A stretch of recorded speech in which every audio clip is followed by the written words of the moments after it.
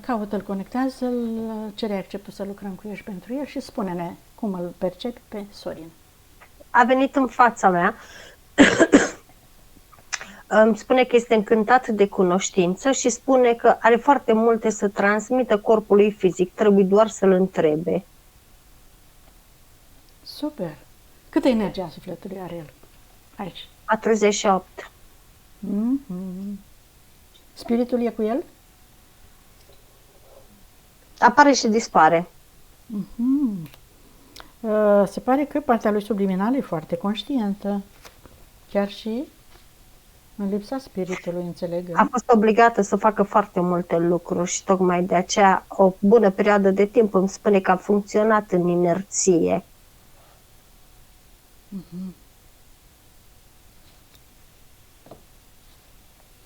Bun.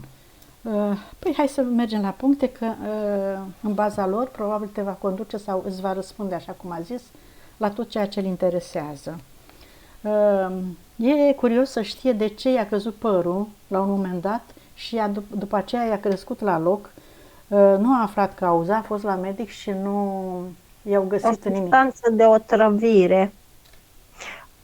E ca și când mi-arată o viață în care a picat cu cap într-o substanță de otrăvire. Lucrul acesta a durat 7 ani până când i s-au refăcut foliculii părului în cap, în viața respectivă. Traumatizant nu a fost chestia asta, traumatizant a fost usturimea de acolo și durere de cap, îmi spune partea lui subliminală. Ca să-și refacă scalpul și să scape cât de cât de usturim, i-au trebuit 7 ani în fizic. Atunci și acolo. Bun. Avea mai exact 26 de ani în viața respectivă, în specifică. Bun. Se confruntă în permanență cu dureri de spate. A cărat foarte mult. A înlocuit boii la jug, îmi spune, de foarte multe ori. Și îmi arată o viață în care familia lui, de fapt familia lui, dar toți sătenii erau, toți oamenii din satul respectiv erau nomazi. Dar îmi arată că străbăteau distanțe foarte, foarte, foarte, foarte, foarte lungi, ca și când ar trece de la toamnă la altă vară, în altă parte. Iar de cele mai multe ori animalele le mureau.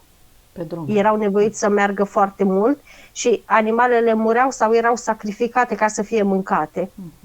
Și bărbații trebuia să ia locul animalelor la jug, la căruță. Sinuzită de vreo 2 ani și dureri de cap, de asta ai zis? Este de la otrăvirea respectivă, dar sinuzita mai este și de la faptul că el miroase pericolul și nu-l respinge, îmi arată îl că alchimizează sau nu reușește să-l alchimizeze? Nu, simte pericolul, dar ceva de genul nu-l bagă în seamă. Îl ignoră și atunci ce trebuie să facă? Trebuie să-l transforme?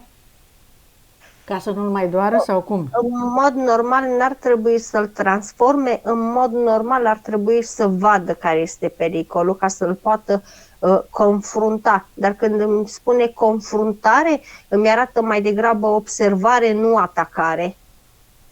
Acceptare, adică, da, cum spunem noi, ori să-l ocolească, ori să-l... De fapt, este el evitat de pericol dacă îl acceptă. Cum e? Și dacă îl observă. Și dacă, da. Dacă îl observă conștient. Deci îl atenționează în vederea, ca să-l poată observa. Corect.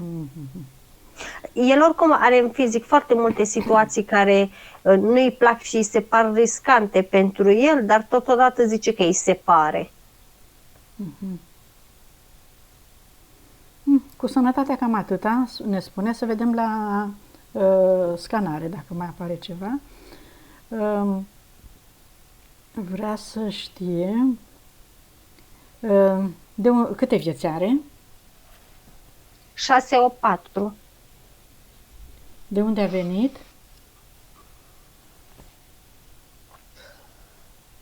predominant e siruțian ADN-ul, el îmi spune, dar are foarte multe adăugiri în ADN-ul lui, inclusiv andromedan, venusian, jupiterian, arcturian, reptilian. Și pe Pământ de ce a venit?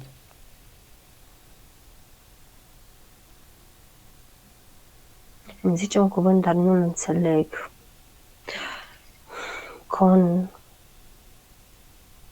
Conduranță. Nu înțeleg cuvântul ăsta.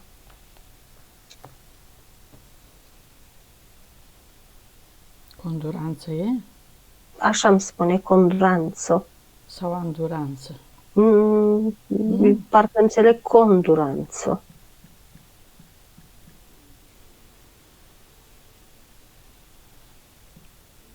Mai un pic acum că sunt curioasă. Conduranță nu există. Conduranță nu există. Da. Oricum. Conduranță, spiritul meu îmi traduce ceva de genul, un fel de consultanță. Un fel de consultanță a familiei de suflete deja situată aici. Și-a întâlnit familia de suflete? De când a Da, venit aici? este neam. Unde este? Este în familia de suflete deja? Da, Existent este. acum în viața asta? Aha. Face parte din transgeneraționalul lui, părinții lui. Părinții lui și cine mai are? Cine mai este? Că este, văd, foarte preocupat de familia lui, de frații, de Și frații sunt. surori, de soție. Corect. Soția nu o percep în familia lui de suflete, acum că ai spus-o. Nici copiii nu îi percep în familia lui de suflete. Mai degrabă tot ce ține de transgenerațional lui, părinți, frații, bunici, străbunici și așa mai departe.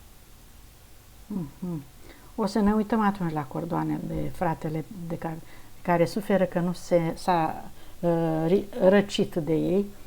O să întrebăm atunci la curățatul cordoanelor. Fratele care s-a răcit de ei, ai spus, exact așa te întreabă. S-a îndepărtat, spunem noi, o răceală emoțională. Nu s-a îndepărtat, este modul lui de a pregăti familia de suflete că în momentul în care își va termina existența aici, se va retrage. Ei este îngăduit să se retragă. E ca și când, cum să spun, imposibilitatea de a merge în viața asta e ca și când și-a cam terminat treburile.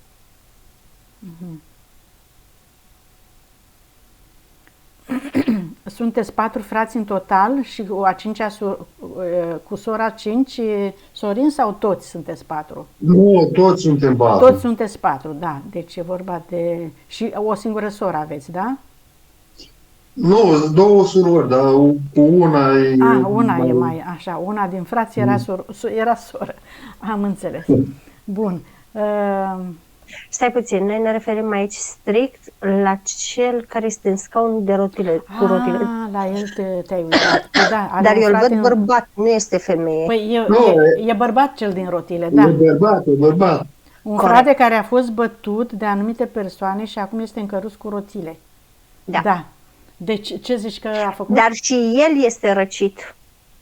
Și el și este îndepărtat de familie? Și el s-a răcit de familie, dar cum să spun, nu este răceala asta prin a nu vorbi, prin a nu tăcea, prin pur și simplu legăturile lor energetice încep să se slăbească. E ca și când pregătește transgeneraționalul, pregătește familia de suflete că nu se va mai întoarce în ea. Se pregătește separarea prin niște emoții mai puternice, ca să zic așa, mai singulare.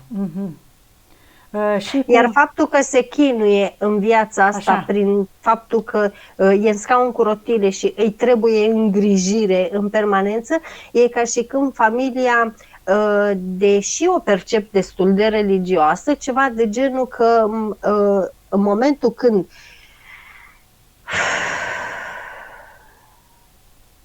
când va muri, da? Ceva de genul mai bine că a scăpat de o suferință, știi? Cam așa îmi arată că va spune familia.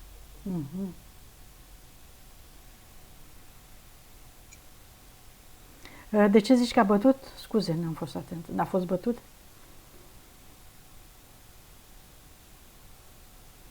Mă rog. Da.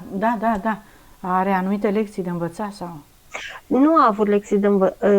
Nu. E mai degrabă o...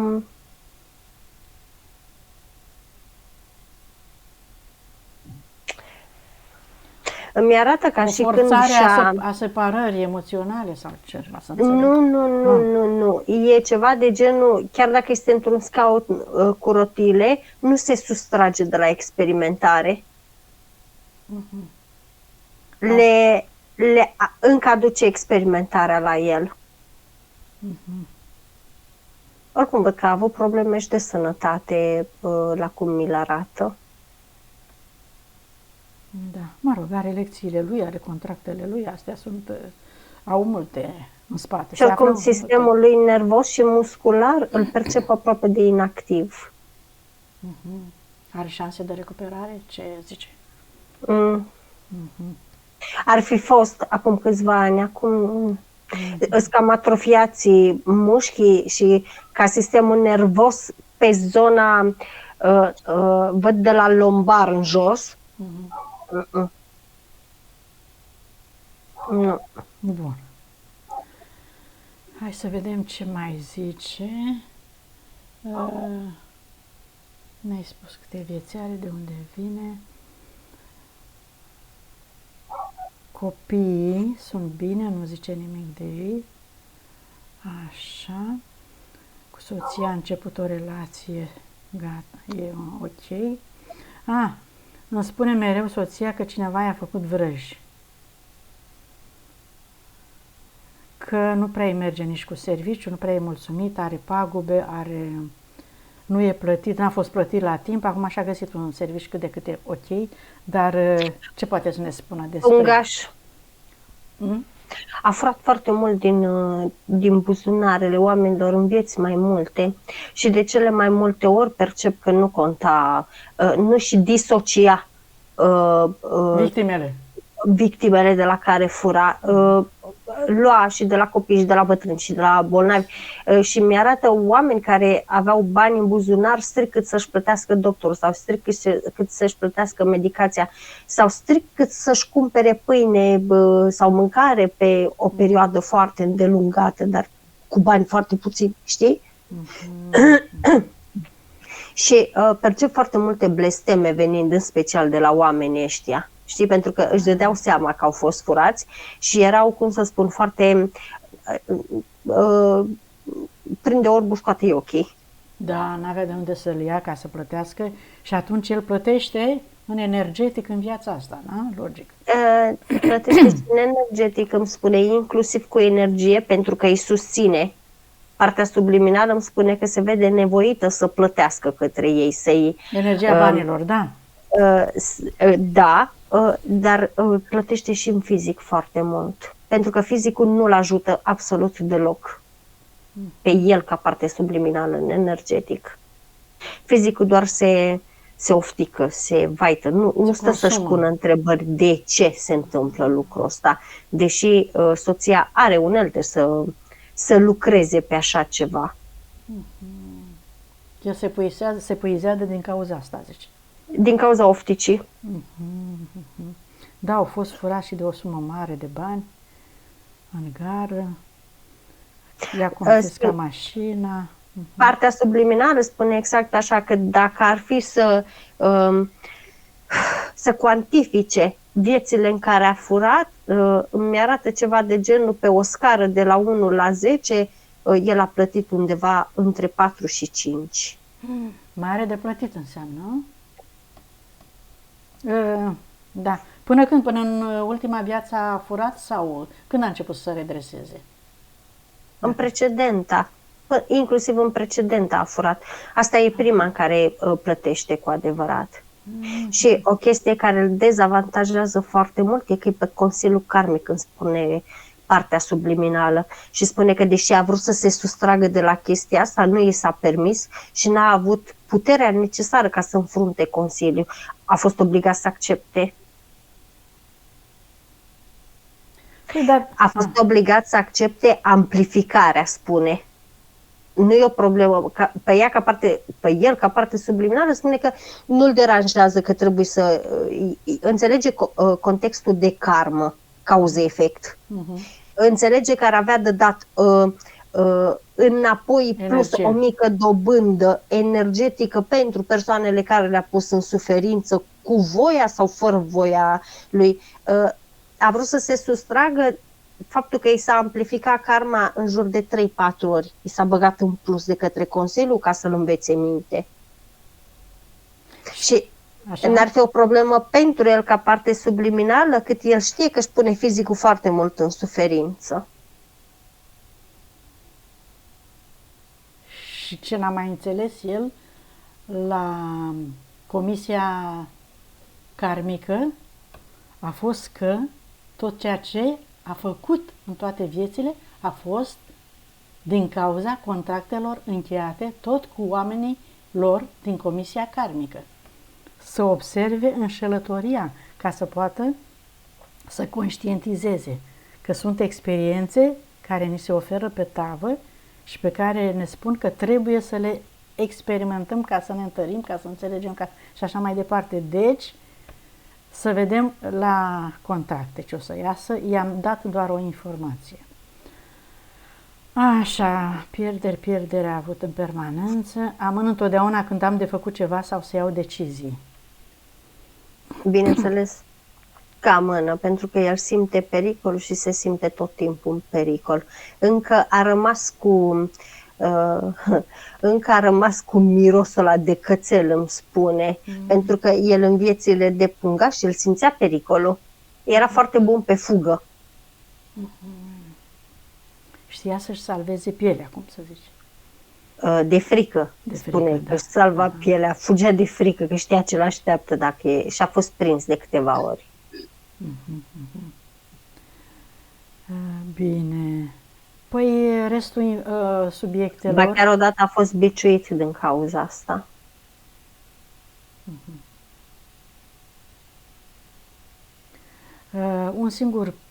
O singură întrebare referitor la familia de suflete. Băiatul lui nu reușește să se stabilizeze cu serviciu, dar în rest e bine. Are vreo legătură cu Băiatul lui și-a cam asumat să-l ajute să plătească din karmă. S-a alăturat lui, ca să-i ușureze plata. Da, l-aș băga în programe de loialitate pe băiatul lui. E foarte loial tatălui băiatul. Da, sufletele dragi, cum lucrează ele, da. Când își dau seama cât de cât că au fost păcălite, se alătură. Hai să vedem păcăleala Amalia, să cerem toate contractele, toate entitățile și după aia mai pun restul de întrebări pentru că sunt cu trimitere la momentul de tăiere a contractelor, restul punctelor. Când ai pomenit de contract, ne-am trezit în sala Consiliului Karmic. Așa, ce bine. Dar nu-s decât 3 aici. E Iahve și doi reptilieni și acum mai apare un draco reptilian, 4. Bun.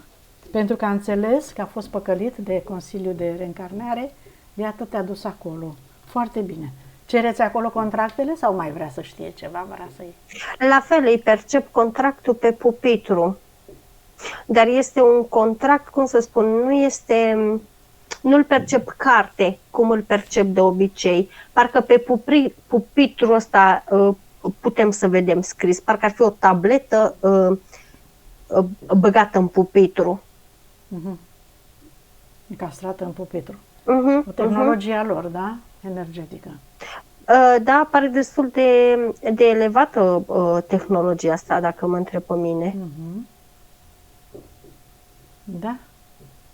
Zici că e ca o chestie din asta la bancă, unde e pixul ăla să semnezi pe tabletă, da. Știi? Da, păi mă gândeam că a ajuns și la noi de ceva timp tehnologia asta lor. Câți ai zis că sunt acolo și cine sunt? 4 a venit. Iahve și? Iahve, 2 reptilieni și un draco reptilian. Iahve spune că important e că e principalul. Restul nu mai contează, oricum el decide. Foarte bine, să decidă să anuleze toate contractele acum, să scoată din memoria lor, din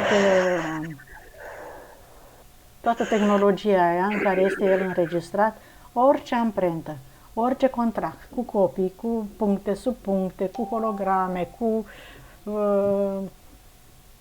orice informație din orice timp și spațiu, pentru că acum Sorin a ales să-și anuleze, să-și recupereze toată energia pe care le-o dădea lor și să-și poată crea.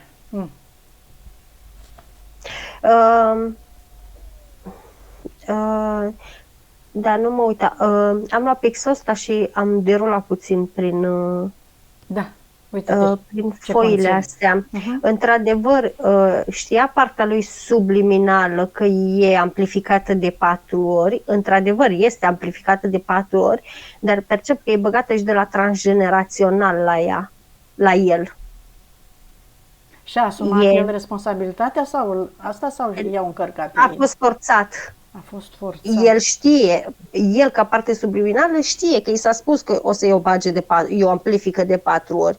Și partea subliminală mai de frica lor, oricum și acum simt frică a părții subliminale față de ei, dar e mai spre spatele meu, deci nu, emană puțină frică. Nu a acceptat, dar până la urmă de frică ca să nu-l închidă, a acceptat. Dar, într-adevăr, văd că e băgată și de la transgenerațional aici, știi? E băgată pe cârca lui, cum ar veni. Adică și pierderile astea, de-aia a plătit doar o mică parte, pentru că el trebuie să plătească și ce au făcut ceilalți. Uite, Sorin, noi îți dăm acum o veste pe care să o conștientizezi în prezența lor, acolo, că toate aceste plăți pe care tu ți le-ai asumat, să le trăiești, să le experimentezi în viitor ca să te descarci, le poți anula acum și aici printr-o simplă intenție de iertare, acceptare și eliberare, curățarea cordoanelor cu tot transgeneraționalul, nu trebuie să suferi, asta e o scenariu de-a lor ca să ne scadă frecvența și să le dăm energia suferinței. Deci să conștientizezi acum și aici, Sorin, că te poți elibera de toată această sarcină pe care ți-ai asumat-o atunci, sub influența lor, prin iertare, acceptare și eliberare. Ștergi cu voință, cu putere, cu lumină, toate aceste situații din trecutul tău. Dar, deocamdată, dai comandă să se... Dacă mai ai de citit ceva, Amalia, de acolo...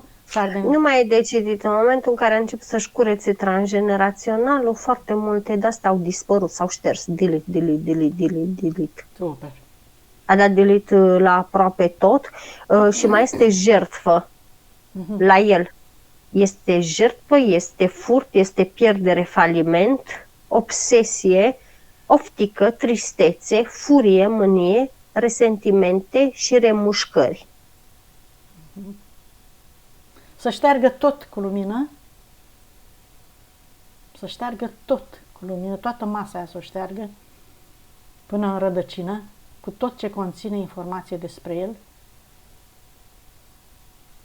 din toate timpurile și spațiile, din tot acest spațiu, din toată memoria acelor entități, să-și recupereze toată energia de acolo,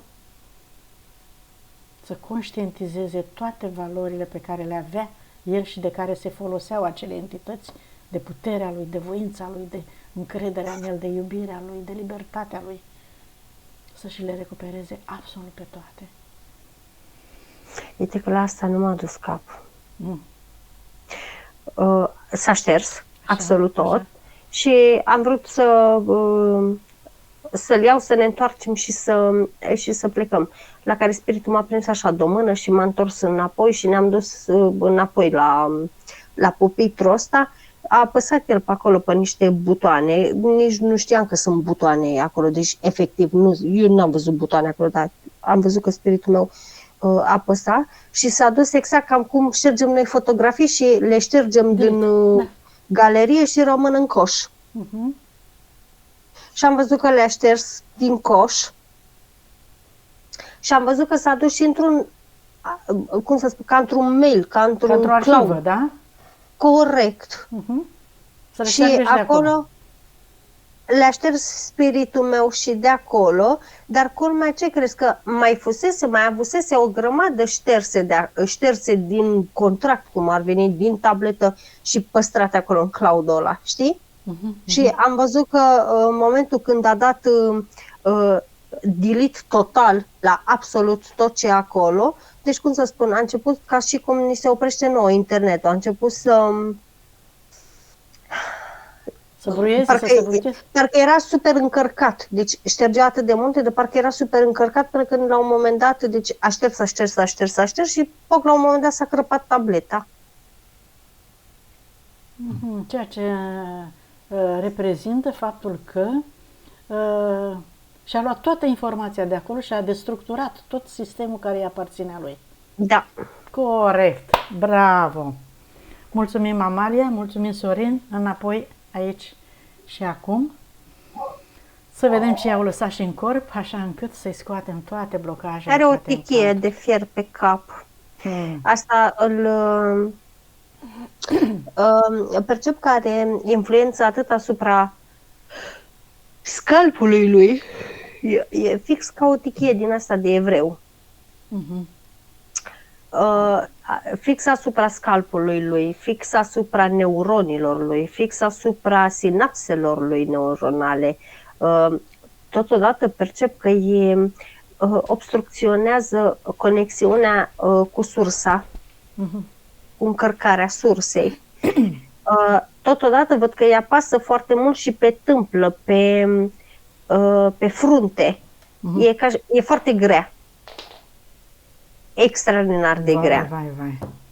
De când o duce dragul de el? Dacă e așa de îi grea. Provoca și confuzie. Cum să spun?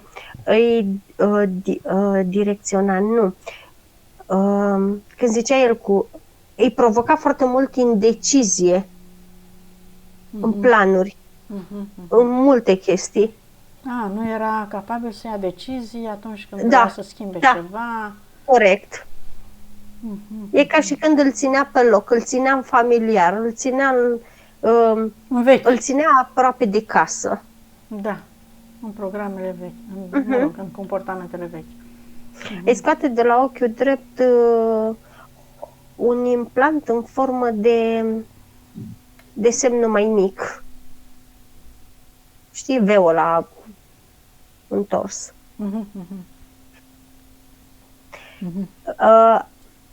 Mi arată energetic cum îl făcea tot timpul, adică, cum să spun, vrea să țină direcția dreaptă, dar parcă se întorcea precum un cățel după coadă. Și-o lua de la capăt. E atât în relațional, cât și în financiar, cât și în sănătate. Rezolva o chestie, se întorcea înapoi. Ca să înțelegi, Sorin, ăsta este scopul lor, a celor cu care ai făcut contracte, acele comisii false, prin care te forțează să te întorci, să reiei aceleași comportamente ca să suferi. Știi? Ori noi nu suntem obligați să facem asta. Îi scoate de la sinusuri 2 sărmulițe. Îi bruia mirosul.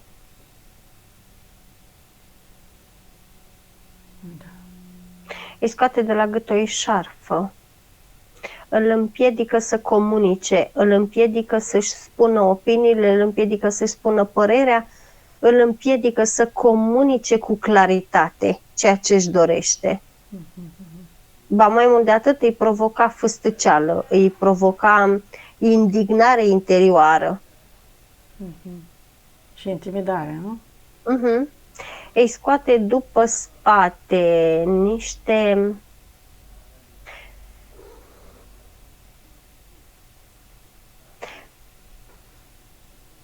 ca niște șopârle, dar nu le văd șopârle. Sunt niște bucăți de energie în formă de șopârle, dar nu le văd că mișcă, știi? Și ba mai mult, deci forma e identică a unei șopârle, tot așa, pare a avea ghearele băgate în spatele lui.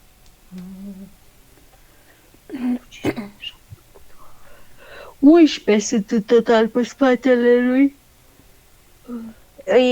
Asta e tasa și coloana și vertebrele.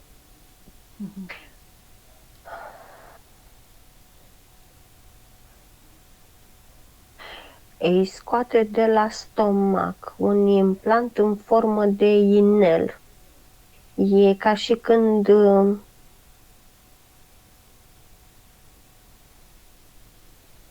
tot îmi vine să spun că îi împiedică puterea.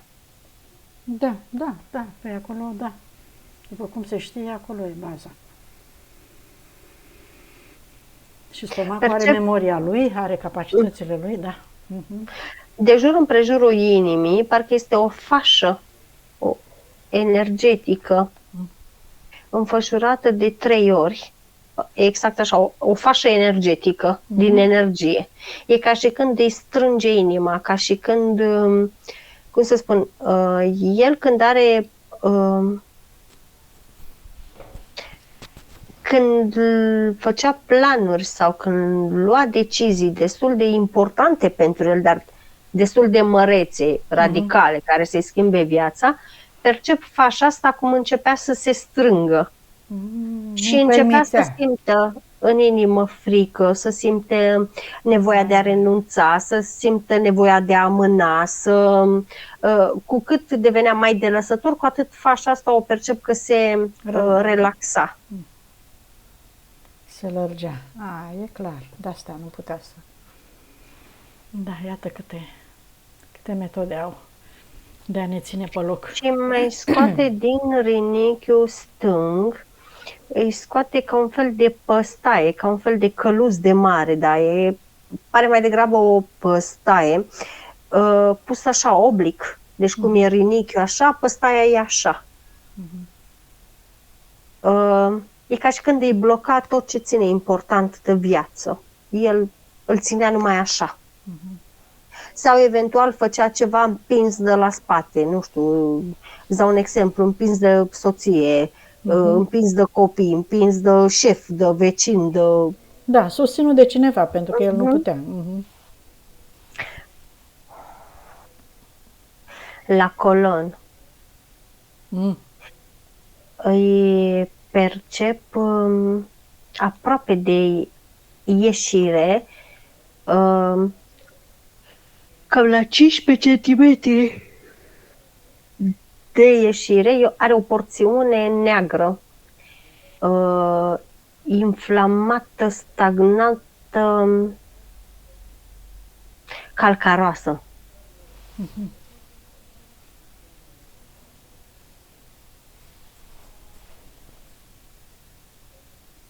Îl afectează sau e petrificat acolo și nu-l deranjează? În momentul în care am vrut să curăț,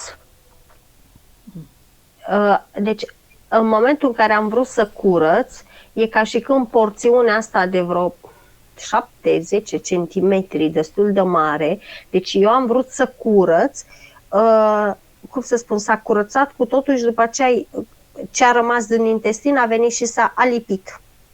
Deci n-am mers să curăț porțiunea asta, a dispărut când am curățat-o, s-a retras, a plecat. Și a venit restul intestinului și s-a lipit la loc. Nu se vede diferența. Ok. Bun. De asta era nevoie, probabil, ca să se rezolve. Era foarte important că i-a afectat tranzitul. Deci ai perceput bine tu, înțeleg? Foarte bine am perceput, la da. începutul înainte de sesiune, adică. Ok. Bine, Maria. Adică, în mod normal, în fizic, deci dacă nu se descoperea chestia asta acum, în fizic trebuia extirpat. Și acum e ok? Este o problemă în fizic, dar nu este de operat, nu este de extirpat. E la stadiul ăla incipient, zic bine? Da, de început. Asta e foarte început, știi? Și sigur își dă seama că tot îmi aud spiritul, că îi provoacă gaze, îi provoacă anumite mâncăruri, îi provoacă disconfort, îi provoacă senzația de... Mi arată așa o senzație care... Da, care provin de aici, logice. Dar el nu era conștient de problema pe care o are, dar nu este conștient. Pe seama că așa e normal să se mai întâmple, știi? Da, mai e gaze, că mai e un disconfort, că mai e o durere. Nu este, da. Și că l-am întrebat dacă are probleme și ai văzut că a zis că nu are, da. Ok. Foarte bine, Amalia. Iată că... Îi mai scoate de la încheieturile șoldului, după venele picioarelor, după, cum să spun, de jur împrejurul genunchilor, de jur împrejurul călcâiului, al degetelor, tot ce ține de încheieturi de la șolduri în jos, e o energie din asta ruginie, scârție îmi vine să zic.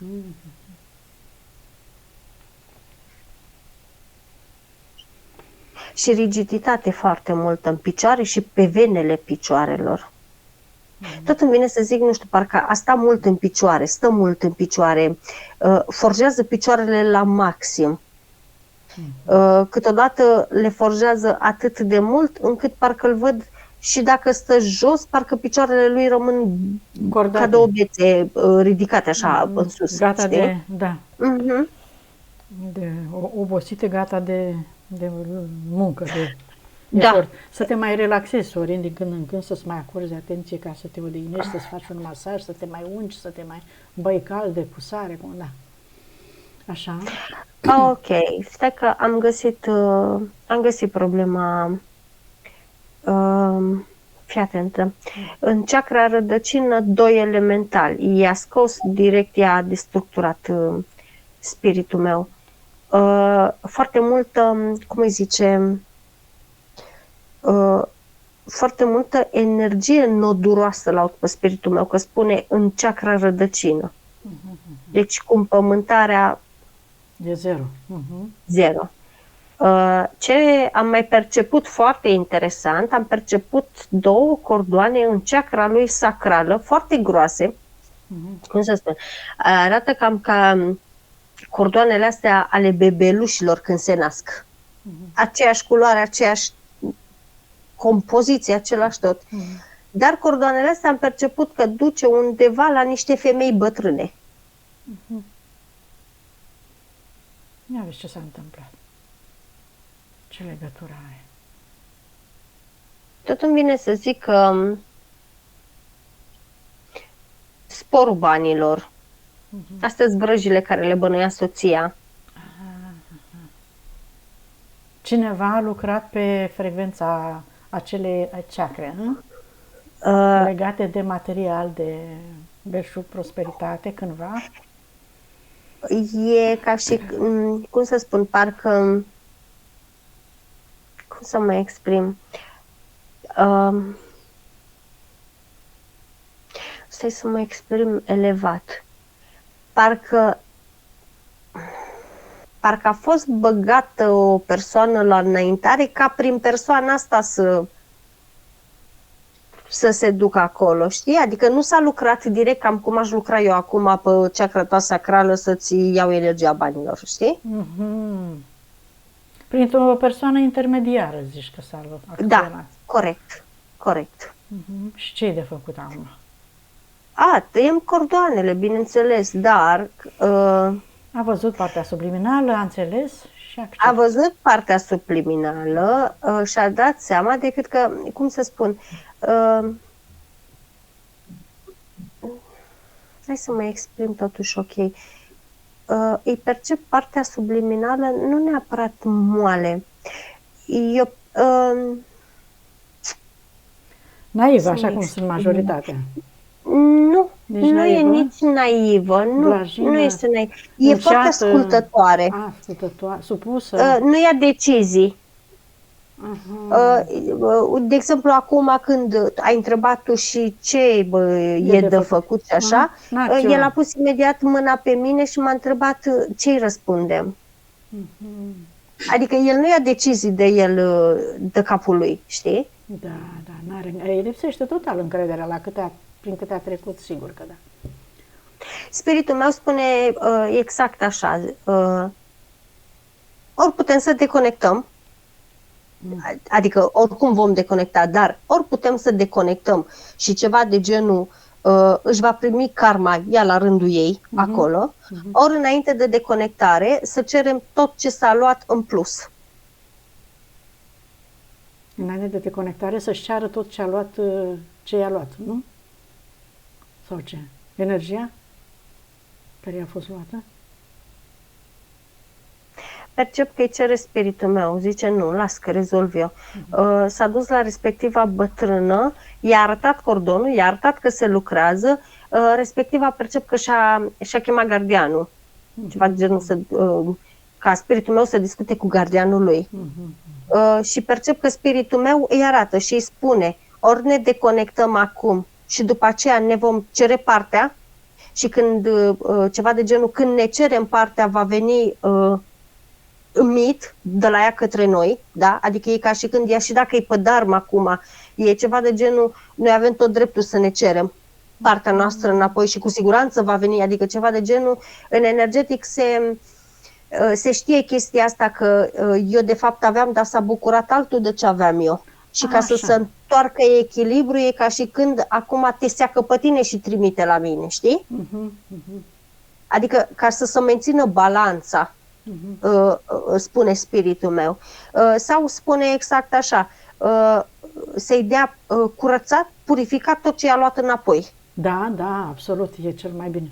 Fără să-i mai ceară în plus. Da, înțelegi? Adică ceva de genul, ok, nu s-a prins până acum, ne dai partea noastră înapoi curățată, purificată, neinterferată, la că spune, și e ok.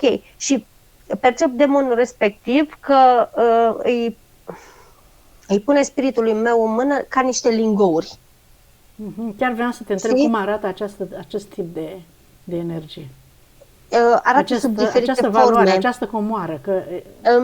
Îmi arată sub diferite forme spiritul meu acum, dar, cum să spun, depinde de fiecare cum o cuantifică. La respectivul era cuantificat în bani, în lingouri de aur, știi? Deci și pune înapoi lingouri. Eu la un moment dat am văzut-o într-un caz, în cazul meu de cândva, am văzut, Amalia, acest tip de energie sub formă de miere. Era ca mierea, galbenă și curgea. Și eram curioasă să-mi spui cum arată la el. Super informație mi-ai dat. Sub formă de lingouri. Am văzut-o și tot așa, auriul, fix lingou de aur. Acum am înțeles multe. Da. 24 de lingouri dă. Wow. Și îl întreabă, am auzit demonul că îl întreabă, ești mulțumit? Și spiritul știe că i-a dat cu 2 în plus. Deci demonul respectiv nu e dobândă, pentru că ți-am zis, dacă ar fi să ceară tot ce i s-a luat de când îi ia, ar trebui să-i golească visteria, spune spiritul meu. Aoleu. Tocmai de aceea demonul respectiv a întrebat, este ok? Păi și de ce îi dă doar atât dacă el are mai mult de luat? Nu e vorba că are mai mult de luat. E vorba că e ca și când tot ce trimit către tine se întoarce de 3 ori la mine. Înțelegi? Deci eu am trimis atât către tine, da? Și de la tine către mine se întoarce de 3 ori. Dar eu dacă sunt conștientă că, de exemplu, tu mi-ai luat mie ceva, eu am dreptul să-și cer ție 2000 de ori dacă vreau. Pentru că tu ai luat fără aprobarea mea. Pot să te despăgubesc cât vreau eu din cauza că... Corect. Spiritul meu spune că precum în fizic, așa și în energetic. Există foarte multe probabile și fiecare își pune pe corecte. Acolo există corectitudine, da. Tocmai de aceea spiritul spune nu, pe corecte, dar dacă am vrea să o facem în avantajul nostru, am putea să o facem fără niciun fel de probleme și ei, ținând cont că la fără acceptul și acordul nostru, ar trebui să se supună, n-au încotro. Dar spiritul spune este corect, este ok așa. Ne bazăm pe spiritul tău. Nu, corect. Acum a tăiat cordoanele. Nu prea e bine bătrânei, dar n-am ce să-i fac. Să ajute demonul ei. Așa, ok, gata, ne-am întors.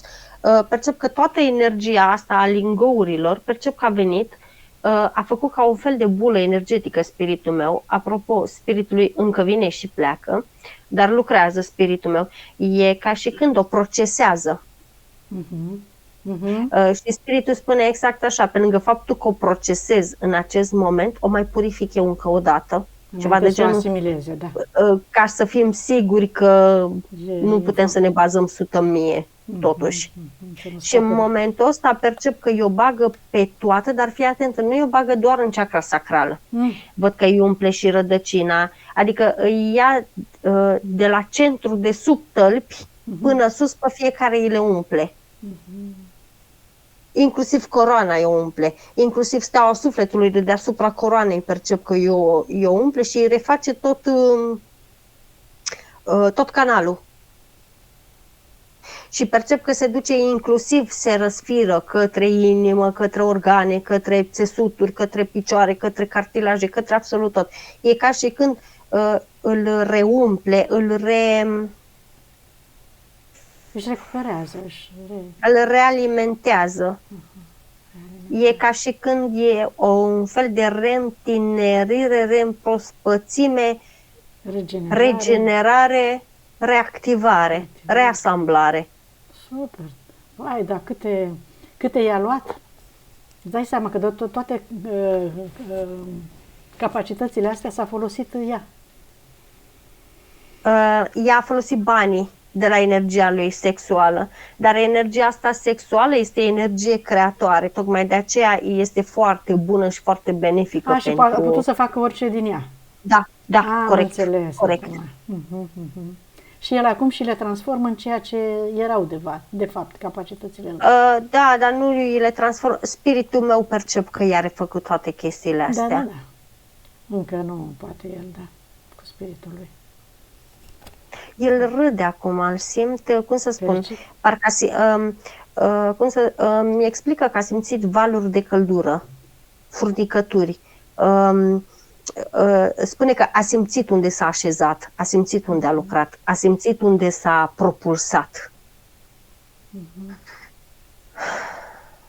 Mai departe. Wow, ce informație interesantă, cel puțin pentru mine, că am avut un caz similar și nu știam ce reprezintă energia care mi-a dat-o înapoi cu 3 zile înainte să moară. Știam că face vrăji, dar nu credeam că m-a folosit și pe mine. Deci, Amalia, mi-ai dat o informație bombă. De când mă străduiesc să înțeleg ce reprezintă energia pe care mi-a dat-o înainte cu 3 zile să moară. Da, și nu știa nimeni că o să moară, dar eu atunci am primit-o înainte și mi-a spus, uite, ți-am adus ce... Și am zis, în sfârșit, bine că mi-ai adus-o. Dar, mă rog, la nivel de spirit era. Super! Hai să mergem unde a rămas Amalia. Ai curățat, l-ai scanat, da? Gata, tot. Deconectarea de la egregoare și conștiințe colective. Linie de potențial de suferință întâi, că eu mi-am notat ordinea tocmai ca să nu sărim. Are linii de potențial stagnante. Și e, cum să spun, e în formă de infinit. Așa arată liniile lui, în formă de infinit. Dublate în formă de infinit. E ca și când încerc, dus, întors, 8 ari. Ce reprezintă? Da, adică se ducea, se întorcea pe aceeași fereață, e clar. Ce să mai corect. Da. Curățăm, destructurăm toate aceste forme de energie. Îți propui acum, Sorin, să-ți tot ce-ți dorești tu acum, să-ți fixezi pe linia de potențial, sănătate perfectă, totală, relațional cu toată lumea, să te înțelegi bine, cu serviciu, cu casa, cu tot ce vrei tu. Oricum, sufletul și spiritul tău de acum o să lucreze în favoarea ta. Și hai să deconectăm de la egregoare până face el asta, egregoare, conștiințe colective astrale inferioare, conștiințe și entități și câmpurile lor, că a avut de toate. Da. Așa.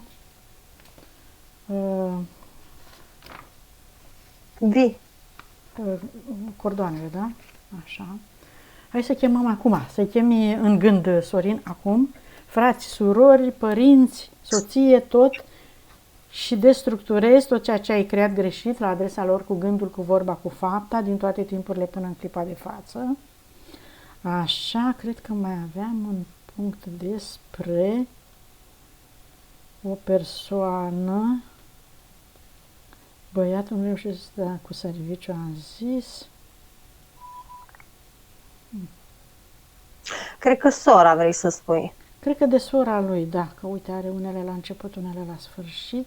Cu una din surori nu a avut certuri, dar de când s-a căsătorit, da, s-a A îndepărtat și schimbat ea. egregorul. S-a conectat cu alte Gregor? A renunțat Da. la ăla de familie? Corect, a schimbat egregorul și e, cum să spun, parcă s-a retras. Dar, cum să spun, retragerea asta a ei, dacă mă întreb pe mine la cum văd aici, o percep oarecum în beneficiul lui. E ca și când l-a scutit pe el să-și asume karmă și de la ea. Dacă prea își Prea era făcea salvatorul griji. tuturor. Da, știi? da, exact.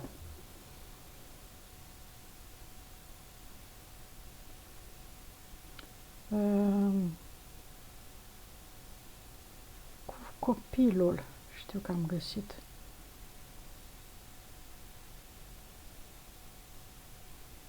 Așa, bun. Hai să Soția. vedem. Soția și copilul, da. Nu pot să-mi dau seama dacă a fost karmic sau nu. Au cordon, dar au cordon clar. Păi da, dar am curățat cordonul cu ea când i-am făcut, de asta nu poți să vezi. Probabil și el mai taie din când în când, că o văd că râde. Deci cu siguranță îl curăță da. și îl taie destul de des. Restul, da, au fost karmici, dar percep completare. Cum să spun, ba mai mult de atât, parcă în plan energetic percep recunoștință că vine pe cordoane din partea lor către el. Uite-mă că am găsit. Care este relația cu copiii? Dacă suntem bine, am vrea să știm ce părere au ei, copiii, despre noi ca părinți. Susținere. Susținere, se susține, ți-am zis, băiatul. Dacă avem legătură din alte vieți, da, spune. Da, s-au întâlnit și în alte vieți, face parte din familia lui de suflete și copiii îi percep. Cum să spun, au o loialitate aparte față de el, în mod special. E ca și când la nivel energetic ei știu ce și-a ales el să facă și îl susțin necondiționat. Zice, dacă la nivel de suflet ei sunt bine, orice informație despre ei ne-ar bucura. Dacă mă întreb pe mine, par destul de maturi și destul de blajini și destul de sfătuitori. Bun. E parcă ar fi, cum să spun, corul ăla de la școală, ca să nu zic ălălalt. Da. E exact așa, ca niște rățuște din astea, dar mature, care, cum să spun, tot timpul dă sfaturi, sunt acolo, faci bine, îl încurajează. Uite, băiatul, zice, nu reușește să se stabilizeze cu serviciu, dar în rest e bine. Da, băiatul da. E loial maxim tatălui. Dar cum să spun, când spun loial, pune umărul aproape cot la cot cu el. Așa, și ai spus că îi preia și din sarcini și de asta are atâtea probleme. Pune umărul cot la cot cu el. Da, acum dacă nu o să mai aibă cum să contribuie la neajunsurile tatălui, o să se ușureze și el, probabil. Hai să curățăm cordoanele în acest sens. Sunt curate. Așa, să se destructureze, să se elibereze, cu încredere în ei, să transmită și informația, să-și caute sufletele și spiritele, să se conecteze, să-și recupereze, să-și recunoască valorile și prin conștientizare și le recuperează cu siguranță. Așa. Și ei în timp. Și transgeneraționalul. L-a curățat. Așa. Să chemăm spiritul lui, să vedem dacă îl percepe. Sorin, hai să vedem, spune-i să te atingă pe undeva pe corp, să vedem dacă îl percepi, dacă nu este nicio problemă. Ne spui și nouă, dacă simți atingerea. Și după aceea mergem la... Percep ceva, Sorin? Ai perceput ceva? Energii în corp? Nu am perceput nimic. Ok, ești bine? Ești liniștit? Da, sunt foarte liniștit. Foarte bine. Rămâi așa, hai să facem conexiunea cu energia pură a Pământului. Îți imaginezi din centrul tălpilor tale două fascicule de energie, Sorin, care cresc, se adâncesc în centrul Pământului și se întâlnesc cu o sferă de energie strălucitoare, luminoasă a Pământului, cu care te conectezi acum, cu iubire și recunoștință. Mulțumești Pământului pentru susținere, atâta timp cât trăiești pe Pământ. După ce pleci din această experiență, îți propui să te deconectezi de energia Pământului ca să fii liber. Nu te atașezi de nimic și de nimeni. A fost o experiență plăcută sau nu, ai învățat câte ceva, ai trăit, ai simțit. Acum te vezi un canal de energie până în creștetul capului și îți umpli toate celulele tale, toate câmpurile tale cu această frecvență plăcută de putere, stabilitate, încredere în tine, iubire,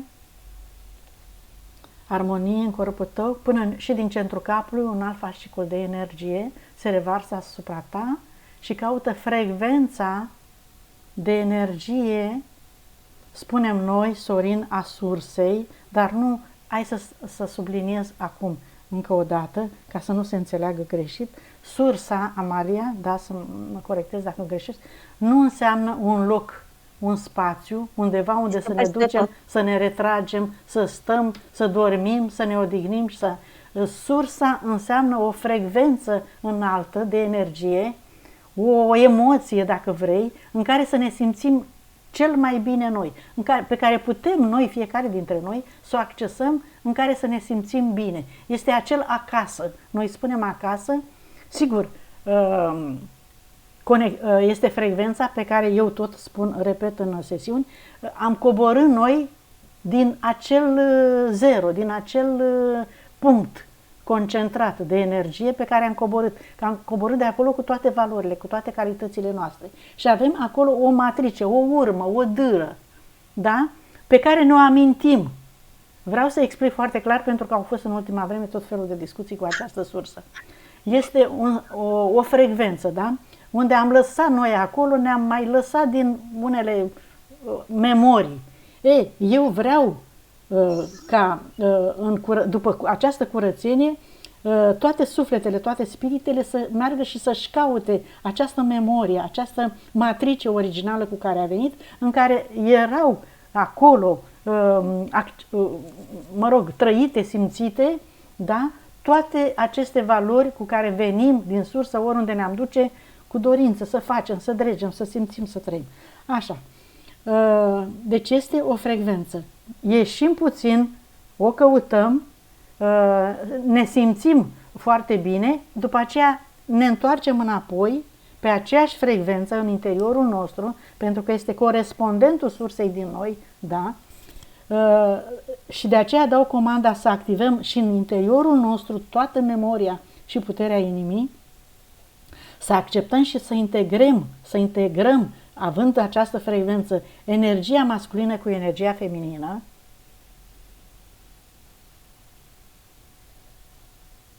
Și dacă mai ai ceva de spus referitor la sursă, Amalia? Că toată lumea caută să înțeleagă ce este sursa. Când este atât de simplu, după părerea mea, acum, da. Ai explicat foarte bine, spune spiritul meu.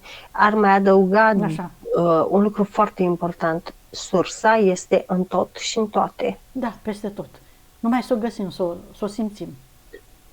Da, nu este un loc anume, nu este să nu confunde oamenii cu astea, cum se cheamă, Amalia, ce ne deconectăm noi. Sursa falsă. Sursa falsă, da, dar egregoare, conștiințe colective. Despre asta zic, să nu confunde oamenii cu astea, că noi nu ne conectăm cu un spațiu, cu nu egregor, o zonă de genul ăsta. Deci, pur și simplu o frecvență a noastră personală pe care am venit și în care ne simțim cel mai bine. Bun. Așa. Eram la integrarea celor trei părți, suflet, spirit, minte. În cap.